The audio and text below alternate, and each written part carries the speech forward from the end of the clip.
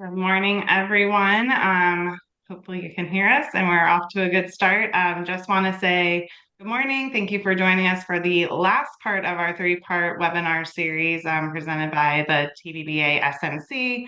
Thank you to our annual sponsors who make this happen and to Dr. Lavich for being with us for three times in a row, and Nathaniel Bittman for being our monitor with Hancock Whitney. I will turn it over to them. We are recording this session, so you'll be able to share with your coworkers and colleagues later. Thank you. Hi there. Good morning, everybody. Thank you so much for joining us on the third part of our series as we're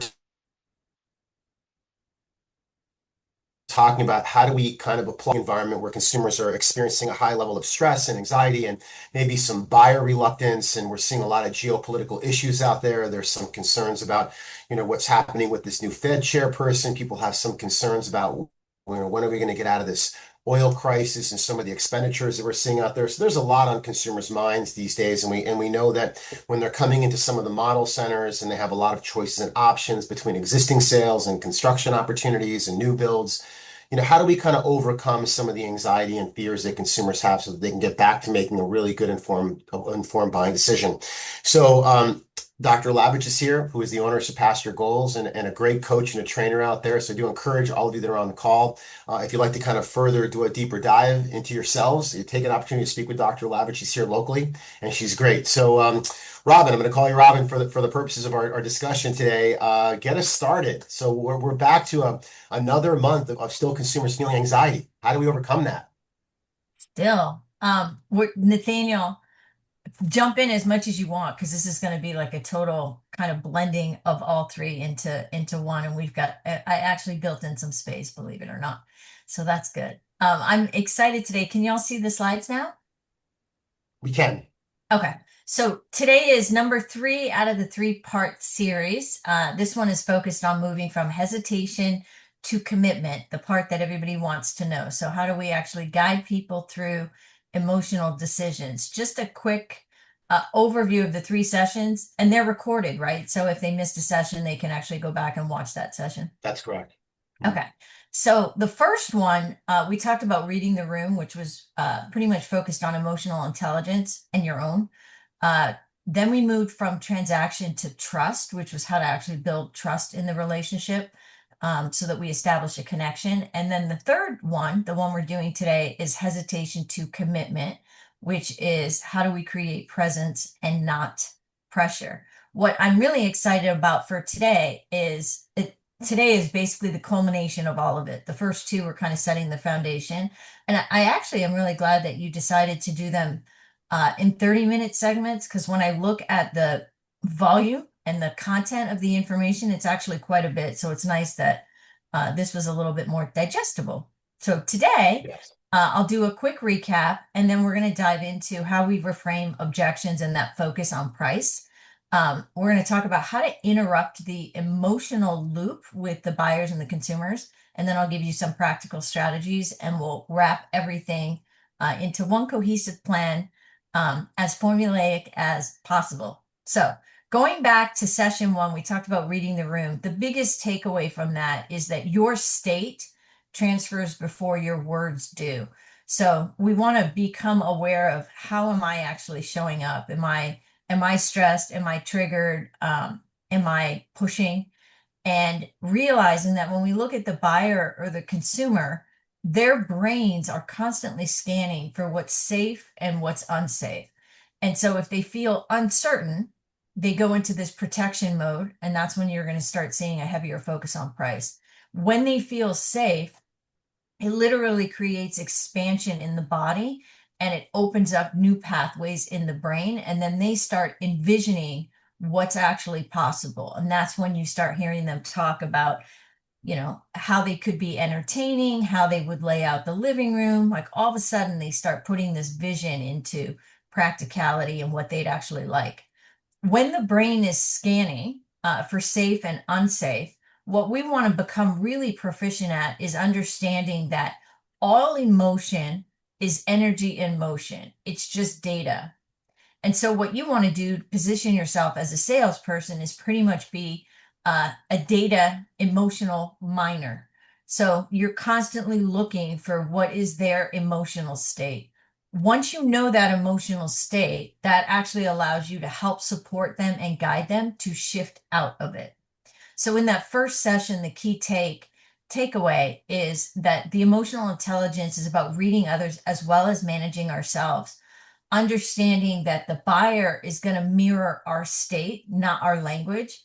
And if you feel the pressure to make the sale, they're going to feel the pressure to protect themselves. The minute they protect themselves, they're going right back to objections and price. In the second session, we talked about developing trust through connection. And I shared this model with you over conversational intelligence. And what's important to remember about this is when they're in protection and they're in distrust, it's obviously activating the amygdala, which is the primitive part of the brain. And what you're wanting to do at this moment, you recognize what their emotional state is, where they are. And now you're wanting to begin to shift them into the prefrontal cortex so that they can begin to experiment and co-create. At that state, you have to have trust. So we talked about the 3 levels of conversational intelligence. The first one, which is highly transactional, is just focused on what can we get. And so if you're looking at it like, I got to get them to commit, I got to get them to buy, I got to follow my script, the response from them is actually going to be resistant. It's a very cold transactional interaction. The second level, which we've often been trained on, is how to be professional and polite, which is not necessarily a bad strategy, but that doesn't shift them into trust. It just shifts them into wait and see, and I'll be somewhat guarded. What we want to do is move them into level 3, which is transformational. Transformational is the focus of sharing and understanding and co-creating. And so at this point, that's when they start envisioning what the house would look like, what they would like, what the decor would be, all of those things. So in level 3, in transformational, our focus is on sharing and understanding. It is about building a genuine connection that has the foundation of trust. And the way we do that is through active listening, empathy. We validate where they're coming from. We tap into what their emotional experience is like, and we begin collaborative problem solving. Once we have this foundation of trust, then we get to move into what are the next steps. And you kind of shift more into that buying conversation. So what you're wanting to do is manage their emotional resistance and not handle objections. If I go back for a second and you think about these 3 levels, if you're handling objections, that's very transactional or positional. You're trying to talk about what the value is. But if you're understanding what their underlying concerns are and their underlying emotions are, then you're actually shifting that conversation so that you can handle the objections without necessarily it being cold or structured. When we consider the price objection, it is rooted in emotions. So they're thinking about safety, certainty, control, and trust. Can I afford it long term? Is now the right time? Do I have options? Am I being guided or sold? So what you want to do as you're coming in to have these conversations is you want to reframe how you're looking at this. If you're looking at it like, oh, they're throwing up objections, they're resistant, they're too focused on price, you're going to shift into that transactional mode. If you look at it like, oh, the objections, the resistance, the focus on price is actually their unresolved emotions, it's just the surface level expression, then you're actually able to problem solve from a very deep level. So when you look at the emotional loop of the buyer, initially they come in with that interest. Once they have that interest, and that's why they're walking in the door, that often triggers fear. The fear around, am I making the right decision? Is this going to cost too much? Am I, whatever that fear might be. As soon as that fear surfaces, that's when you get that resistance and they begin to hesitate. What happens then when they hesitate, instead of recognizing, I'm just scared, they justify it. And this is where emotion and logic and ego actually overrides a lot of times. So instead of them going, I'm just scared of making a decision, let me make sure I get all of the information, they start making justifications about why they have the hesitation. And the minute they have a logical explanation for why they're hesitating, they'll delay the decision. And that's the frustration that you're all feeling. So what you actually want to do is interrupt their emotional loop. And you're interrupting their emotional loop at the moment that you see that hesitation. But instead of you trying to explain away why they shouldn't hesitate, you're going back to the fear. You're going to address what's underneath it and what the root is. I could tell you coming out your seat, Nathaniel, what you got? Are you just Oh, no, I processing or think, you have thoughts? no. I was leaning in just because you said something that I thought was intriguing to me. You mentioned ego in that hesitation. And I was just, I don't know if others in the room might be thinking the same thing, but can you help me understand? I'm fascinated by that. How does ego play into hesitation? Is that when I hear ego, I'm thinking, I feel like I'm being sold. I feel like I'm having a bad emotional connection with that salesperson on the other end. Maybe that person's a high dominant style person and they're I talking did. fast, they're That's talking a loud. really good question. And I'm going to end up doing a series of trainings on ego versus soul, actually. So, the way to think about ego is to think about ego as the rational mind. The ego is not bad. The ego's purpose is to protect us from pain. And so, oftentimes, what happens when we feel fear is our rational, logical, analytical mind kicks in so that we don't have to feel that. So when we go from fear to hesitation, it's the emotional experience of fear and then the ego saying, oh no, I don't want to feel this. And so then the buyer and the consumer starts hesitating because now the mind is fully thinking of all the things that could go wrong in an effort to try to protect you. And so then the ego runs with it and starts justifying why it wouldn't be a good decision or why we want to stay away from fear. But the ego isn't saying, "Oh, it's just fear, right? Let me manage the fear and then I don't have to do all this analysis." The way we typically operate is we think the analysis is fantastic. So what happens is the ego pops up and the rational mind takes over to protect the buyer and the consumer. And then the salesperson goes, oh, let me address the ego. And you will never win that because now you got ego against ego. Hmm. So what you're doing is going, it isn't actually about the ego. It's about the emotional expression underneath that the ego is trying to protect. And if you think about it, I know we talk a lot about neuroscience in the brain. When the amygdala is activated, that sends an entire cascade of how to protect yourself from not actually feeling uncomfortable emotions. And when we shift out of the amygdala into the prefrontal cortex, we're able to actually experience everything, what the emotional experience is, as well as our thought patterns. And we're never trying to get rid of the ego. We just want to be aware that the ego has now run and is taking us down a path that might not align with what we truly want. Makes sense. Thank you. Yeah. So what we want to remember in all of this is that our own state matters. So when they go into hesitation, their ego pops up, their rational mind pops up. Our tendency then is to come back with our own ego. And our own ego looks like, let me give you value. Let me explain to you why this is such a good deal. And then you're basically getting into an energetic power struggle. And the minute they feel that tension and that power, they're going to have a very hard time making a decision. So what we want to do is we want to recognize when they hesitate, when they stall, when they bring up price, when they pull back, we don't want to push harder, talk more, and defend value. We want to see that's fear. It's only fear. We're not trying to get them to not feel fear. We're trying to recognize that's where they are. We have pure acceptance. So the hesitation is not your cue to push, it's your cue to regulate and make sure that it hasn't triggered your ego. So the way to do that is to go slow. Stop talking, listen, observe, and wait.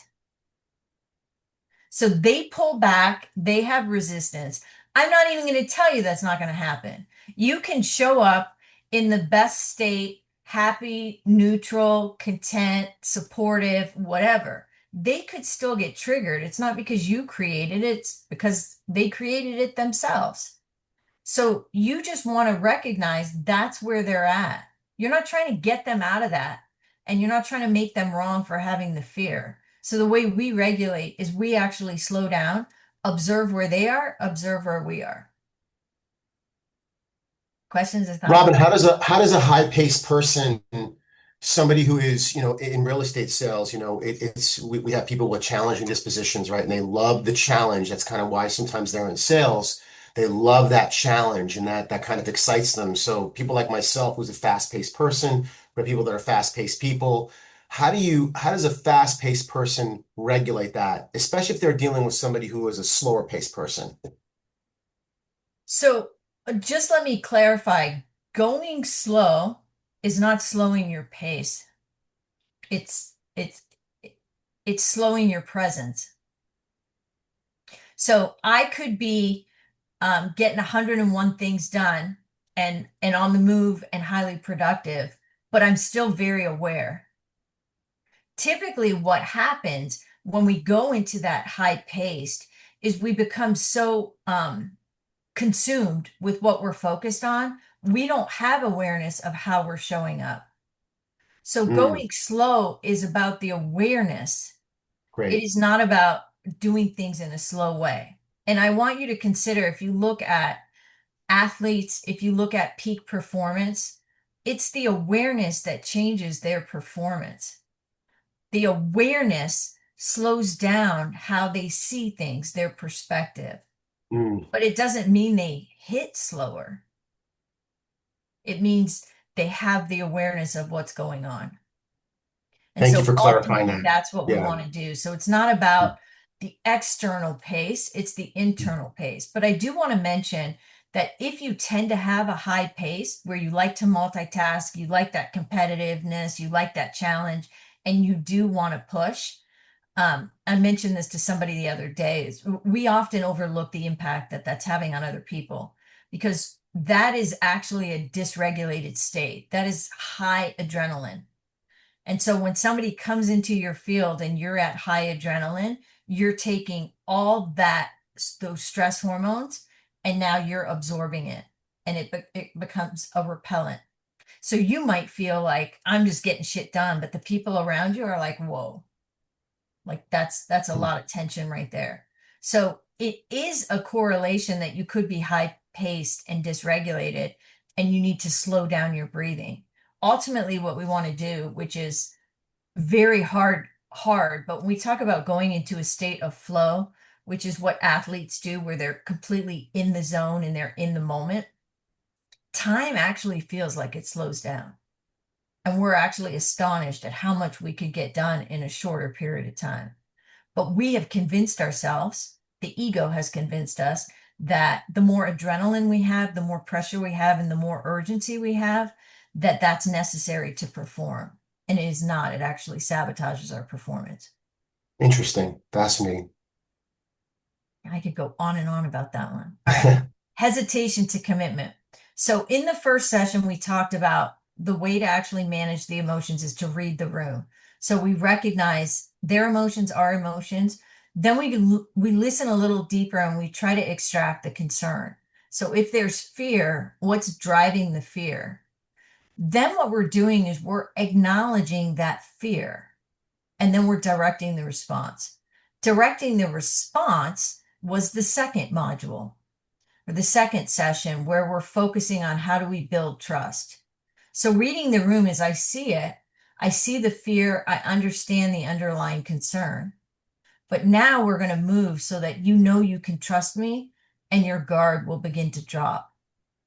And the way that we shift so that that's transformational is by being curious, is by listening, is demonstrating empathy, and then validation. Um, I, I want to talk about validation for a minute. And it's pretty much the same in read the room when you're acknowledging it or in a direct response when you're validating it. What you're actually doing is you're verbally telling the person it's normal. And you can literally say that it's normal to be worried about this. It's normal to be stressed about this. Or I have a lot of people that experience this. Or I know when I was buying a home, this is what came up for me. Was a lot of times what happens is people feel like their fear is irrational. And so they're trying to cover it, trying to make it seem like that fear isn't there.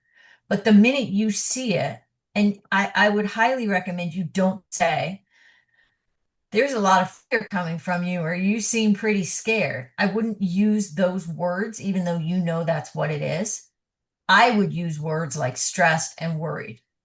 Those are more in the general population, those are more acceptable emotions to experience. I remember working with this team, and there was a new guy, a new salesperson that came onto the team, and all I saw was fear. And I made the mistake of saying, you seem scared. And his immediate response was he got defensive. He's like, I'm not Mhm. scared. Sure. Yeah.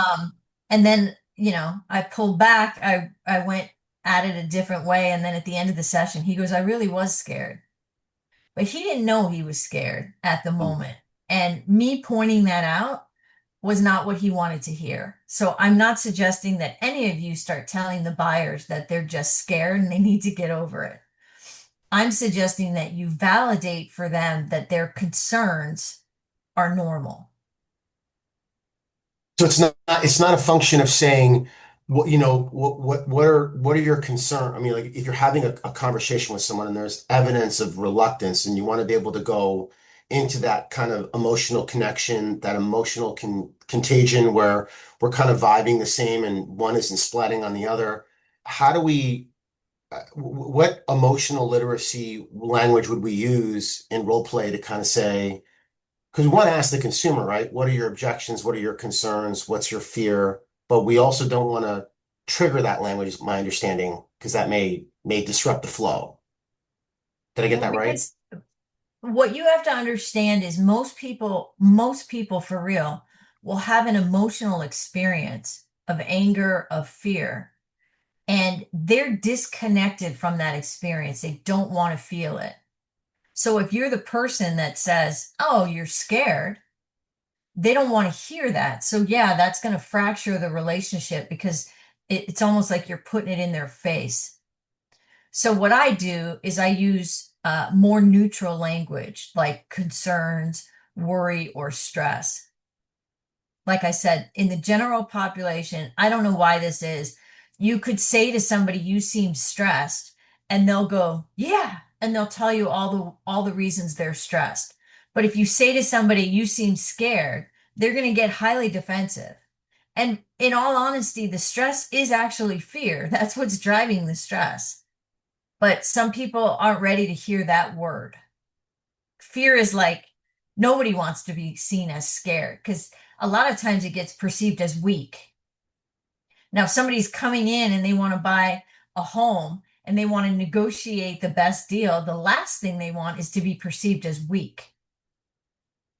So we don't use that language because that actually triggers a threat response. That does the exact opposite of what we're trying to achieve. So when we're validating it, we're just validating their concerns without labeling it for them.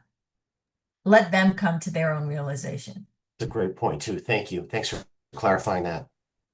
So at this point, then, when we're shifting from that hesitation to commitment, we're now balancing the logic and the emotion with the understanding that the emotion is what's driving the decision. But once they have the logic, that supports their decision. So that justification is either going to say, I need to buy the house, or nope. So we're going to the emotion to drive the decision and then allowing them to use the logic to kind of seal it in. So when we're having the conversation, we're going to use the calm method. We're going to clarify what the concern is. We're going to acknowledge the emotion. We're going to link it back to their vision, and then we're going to move to the next step. So reading the room is what is the emotion? for you, right? How am I doing? How are they doing? Then we're having a conversation to establish trust, and that's transformational. So we're curious, we're listening. At that point, we want to know what they're excited about, what they're looking forward to, what's important to them, why this is meaningful to them. As we're gaining that information, we're able to assess, is there a high level of fear? Is there reluctance? Is there resistance? Once and only once we have that trust and their brain has shifted out of a threat response, then you're able to have a very meaningful conversation where you're saying, I understand the concern is, whether or not long term this will be a good investment. I understand the concern is blah, blah, blah.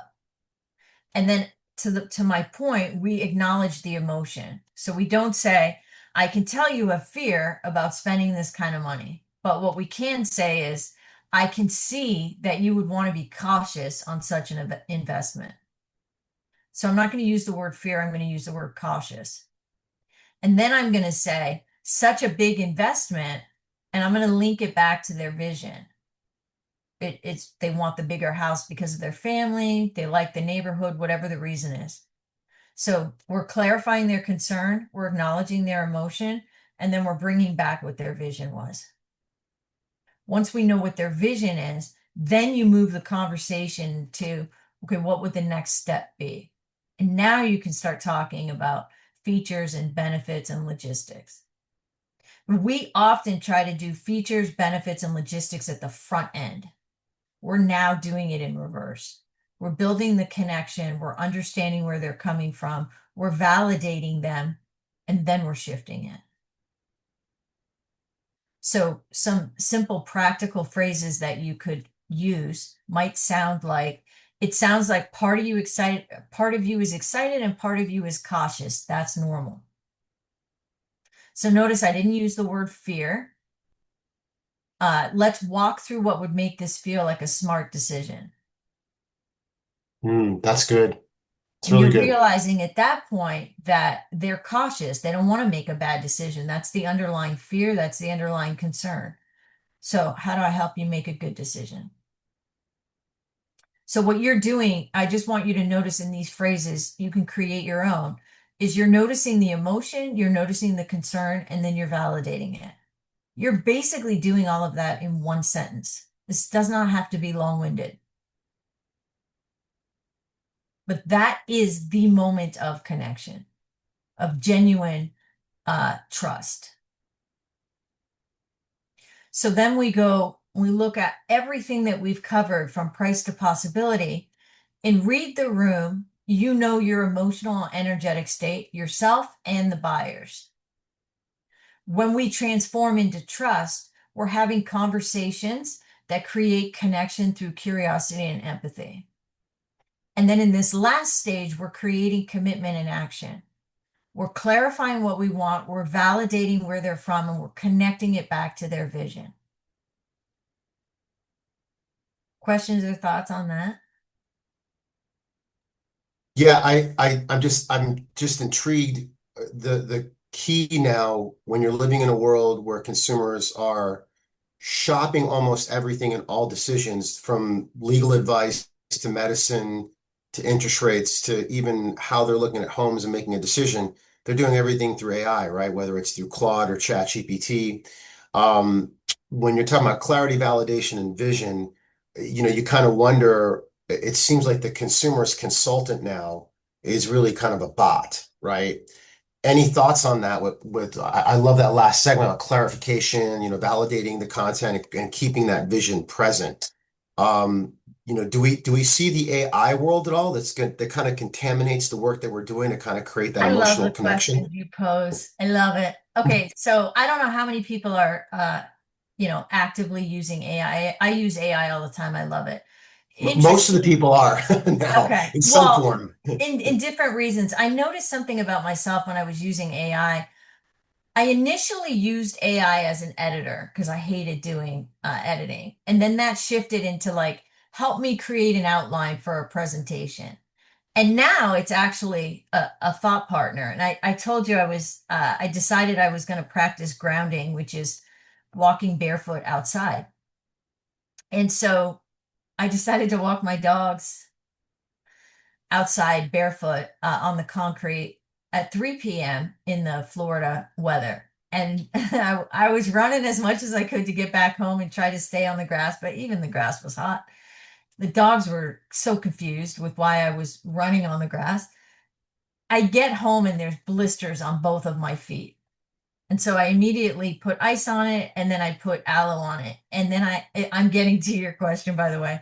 And then I go to AI and I start thinking, and I put the aloe on it, but it dries really fast. And so I was like, is a blister supposed to be dry or moist? So I ask AI, and AI basically gives me my whole medical regimen, which is put the aloe on it, but then you have to keep it moist, but it has to be antibacterial so it doesn't actually get infected. I was like, oh, that's good to know. And then you got to cover it. So I used AI as my personal doctor for the blisters on my feet. And to your question, people are doing that. They're looking at it. What I find fascinating, if you notice how AI has shifted, is AI is doing clarity, validation, and vision. So in the response with the medical, the immediate response that AI gives me is, oh no, that's horrible. Make sure you take care of your feet. And that's AI like mimicking the empathy and, oh, that's got to be painful. Oh, I see. Yeah. Like So it's honoring the moment that you're experiencing. correct. So I was laughing because I mean, I can read AI and see how it's mimicking this, but it absolutely is mimicking this. And so we're not competing with AI. We're just understanding that AI is kind of supporting that foundation.